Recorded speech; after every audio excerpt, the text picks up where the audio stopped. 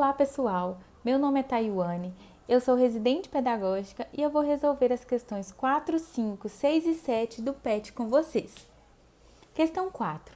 Determinado processo presente em todos os seres vivos não foi explicado pela teoria evolutiva de Charles Darwin, tendo sido esclarecido mais tarde pelas contribuições da teoria sintética da evolução. Esse processo é denominado por: letra A, especiação; letra B, diversificação; letra C, seleção natural e letra D, hereditariedade.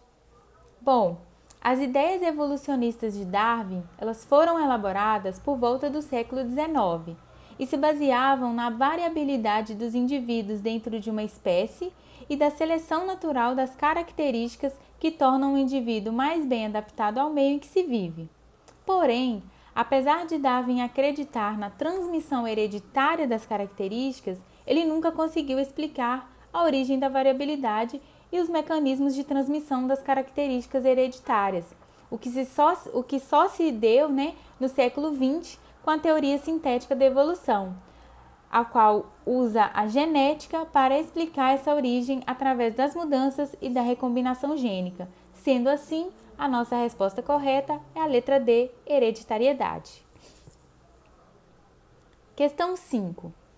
Além da seleção natural, ponto central do darwinismo, a teoria moderna da evolução considera também processos genéticos para explicar a origem da diversidade das características dos indivíduos. São eles: letra A, mutação e recombinação gênica; letra B, mutação gênica e convergência evolutiva; letra C, seleção sexual e adaptação; letra D, adaptação e mutação gênica; letra E, divergência e convergência evolutiva. Bom, a gente pode explicar essa questão como, por exemplo, na reprodução sexuada, nós temos a recombinação de materiais genéticos dos dois indivíduos. Os gametas, eles foram formados por processos que envolvem a meiose, o que gera uma variabilidade entre os próprios gametas de uma mesma pessoa, animal ou até mesmo vegetal. Com isso, na fecundação, esses gametas se unem e aumentam essa variabilidade. Durante o processo de replicação celular dos gametas, ocorrem possíveis mutações ao acaso, que promovem o surgimento de características que podem passar aos próximos indivíduos, causando uma maior variabilidade. Ou seja, a melhor opção que encaixa nessa explicação é a letra A, mutação e recombinação gênica. E a gente sabe, gente, que a mutação e a recombinação gênica, elas são importantes fatores para a origem da diversidade das características de um indivíduo. Já na questão 6, ela tem a seguinte pergunta: sobre o processo evolutivo, é correto afirmar: letra A, as mudanças gênicas ocorrem com o objetivo de promover a adaptação dos organismos ao ambiente; letra B, alterações na sequência de aminoácidos do DNA dos organismos podem ser vantajosas, neutras ou desvantajosas para seus portadores; letra C, em uma população, uma característica vantajosa tende a aumentar de frequência na geração seguinte pela ação da seleção natural; letra D, os organismos de uma população biológica são idênticos entre si, potencializando a ação da seleção natural; e letra E, os organismos atuais se modificam geneticamente para se adaptar às mudanças climáticas como o aquecimento global. Bom, a evolução das espécies, ela tem uma influência muito importante do meio em que ajuda na seleção dos indivíduos, porque um animal que desenvolve uma característica que lhe faça ter uma vantagem, ajuda a dominar o local, que por si só ajuda na sua reprodução. Com isso, a perpetuação de seus genes ajuda na propagação das características herdáveis, que se trata na passagem de seus genes adiante, e forma uma quantidade de indivíduos com características adaptáveis. Com isso, a nossa melhor resposta é a letra C, porque ela aponta que uma população uma característica vantajosa tende a aumentar de frequência na geração seguinte pela ação da seleção natural. Número 7. Recentemente foi descoberta uma nova espécie de inseto flebotomídeo, batizado de Lutzomia maruaga. O novo inseto possui apenas fêmeas que se reproduzem a partir da produção de ovos sem a intervenção de machos, em um processo conhecido como partogênese. A espécie está restrita a uma caverna na região amazônica, não sendo encontrada em outros lugares. O inseto não se alimenta de sangue nem transmite doenças, como fazem outros mosquitos de seu mesmo gênero. Os adultos não se alimentam e as larvas parecem se alimentar apenas de fezes de morcego existentes no fundo da caverna. Essa dieta larval acumularia reservas a serem usadas na fase adulta. Em relação a essa descoberta, vê-se que a nova espécie de flebotomínio, letra A, deve apresentar maior variabilidade genética que seus congêneres. Letra B, deve ter uma fase adulta longa se comparando com seus congêneres. Letra C, é mais vulnerável a desequilíbrios em seu ambiente que seus congêneres. Letra D, está livre de hábitos hematófagos e de transmissão de doenças devido à ausência de machos. E letra E, tem grandes chances de se dispersar para outros ambientes, tornando-os potencialmente invasores. Bom, uma das principais características dessa nova descoberta é pelos flebotomídeos serem mais vulneráveis aos desequilíbrios do ambiente do que as espécies congêneres. Um fato, né, é que esse inseto ele possui uma dieta mais restrita do que os demais e com isso qualquer desequilíbrio ou mudança no habitat resultaria em sérias consequências a essa população.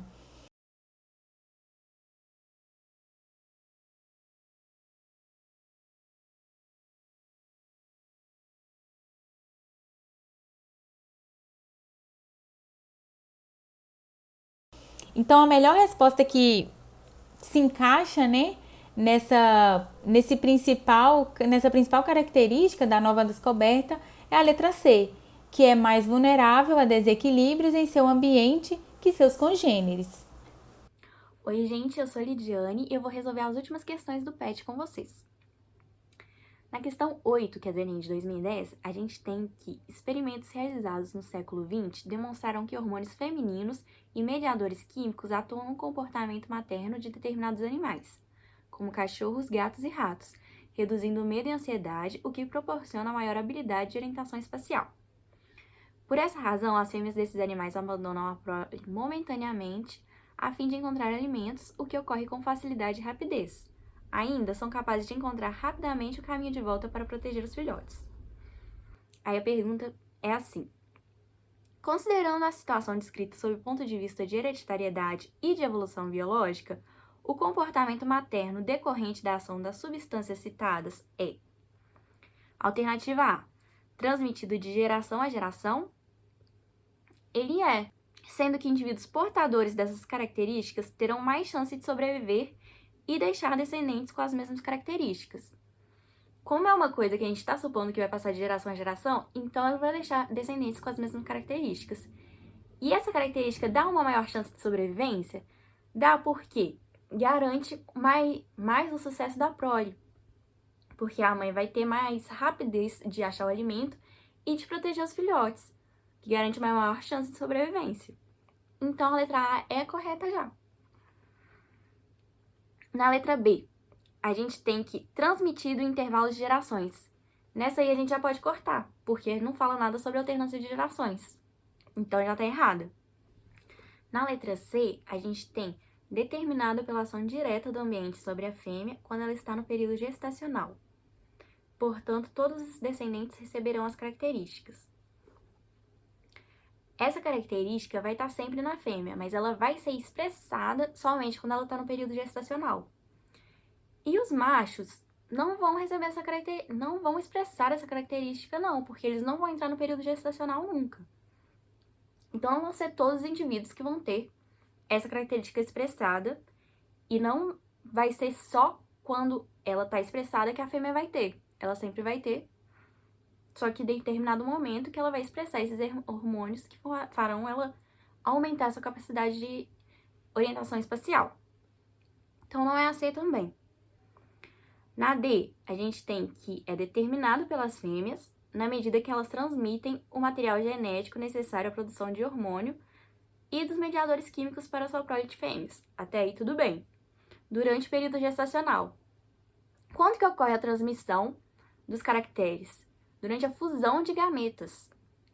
A hereditariedade ocorre aí, não é durante o período gestacional. Então, essa está incorreta por causa disso. E é determinado após a fecundação, pois os espermatozoides dos machos transmitem as características para a prole, e ao nascerem os indivíduos são selecionados pela ação do ambiente. Também não é essa. Primeiro, que ocorre na fecundação, e segundo, não são os espermatozoides dos machos que vão passar necessariamente essas características. Então, a gente vai considerar certa a letra A. Na 9, a gente tem uma questão da PUC de São Paulo, 2018, que fala: considere as seguintes sentenças. 1. O apêndice vermiforme não tem serventia, logo deixará de existir nas futuras gerações. 2. Mastigar alimentos amolecidos pelo cozimento enfraquece certos dentes, os quais desaparecerão com o passar do tempo. Essas sentenças têm comum o fato que empregam a lógica evolutiva, e a gente tem que saber que lógica evolutiva que é essa. Ela fala que uma coisa não tem serventia, o apêndice, então ele vai deixar de existir. E que se a gente não usar certos dentes porque a gente estiver comendo alimentos amolecidos, eles vão deixar de existir com o passar do tempo. O que isso lembra muito a gente? A lei do uso e do desuso do Lamarck, que ele fala que quanto mais a gente usar uma característica, mais ela vai se aprimorar. Vocês lembram do pescoço da girafa? Que quanto mais ela se estica para alcançar uma folha lá de cima da árvore, mais o pescoço dela vai esticar. E quanto menos a gente usar uma característica como certos dentes para mastigar, ela vai desaparecer. Então, a gente vai ter a letra D, a lei do uso e do desuso lamarquista. Na questão 10, a gente tem uma questão da PUC-Rio de 2017, que traz uma figura de um estudo conduzido por Joseph Connell sobre a distribuição de duas espécies de craca.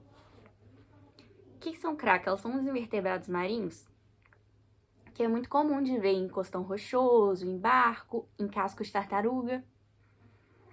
E nessa figura a gente consegue ver uma distinção muito visível de duas espécies. E aí traz que elas têm nichos diferentes. A Ctámulus tem mais em cima, na maré alta. O que isso significa? Que ela fica mais tempo fora d'água, porque a maré alta quase nunca atinge ali a água do mar, então ela fica o maior tempo vivendo fora d'água. Enquanto o Balanus fica na maré baixa, então ela passa o maior tempo dentro da água. Aí, com base nessa figura, verifica-se que a Ctámulus tem um mecanismo de osmorregulação mais eficiente que Balanus. O que vai ser a osmorregulação? Vai ser a capacidade de a gente manter a água dentro do corpo de acordo com a quantidade de sal que a gente tem no ambiente externo ali. No caso ali do corpo, mas pode ser na célula, fazer essa troca de água e o equilíbrio osmótico. Quem que passa maior tempo dentro da água e que tem que ter esse mecanismo de osmorregulação mais aprimorado? Vai ser o Balanus. Então, essa alternativa vai estar incorreta, não é a que a gente quer. A B, a gente tem que o Ctámulus e Balanus competem pelo mesmo tipo de comida. Provavelmente não é verdade, porque eles vivem em nichos muito diferentes. Enquanto o Balanus vive debaixo da água o tempo todo, o Ctámulus vive fora da água o tempo todo. Esses ambientes são muito diferentes, então a fonte de alimento deles provavelmente não vai ser a mesma. A C. Balanus é menos adaptada à dissecação que Ctámulus. Como o Balanus vive debaixo da água o tempo todo, enquanto o Ctámulus vive na maré alta, que é fora da água a maior parte do tempo, ele vai sofrer mais dissecação e vai sobreviver a temperaturas mais altas, o que significa que o Balanos vai ser menos adaptado à dissecação do que o Ictalamus realmente.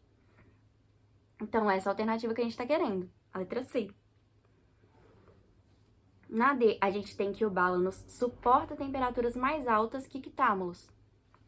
O Icthámulos fica ali sob a ação do sol o tempo todo sem água, então ele vai sobreviver, vai suportar temperaturas mais altas. Então, essa também está incorreta. E o Icthámulos é sensível à salinidade. Como ele sofre da maré alta, que não é o tempo todo fora da água, porque a maré também vai subir, então ele não pode ser sensível à salinidade, senão ele ia morrer vivendo ali naquele ambiente. Então, essa também está incorreta. E essas foram todas as questões, gente. A letra correta dessa é a C. Se tiver ficado alguma dúvida, vocês procurem a Ana Guida ou seu residente. Muito obrigada!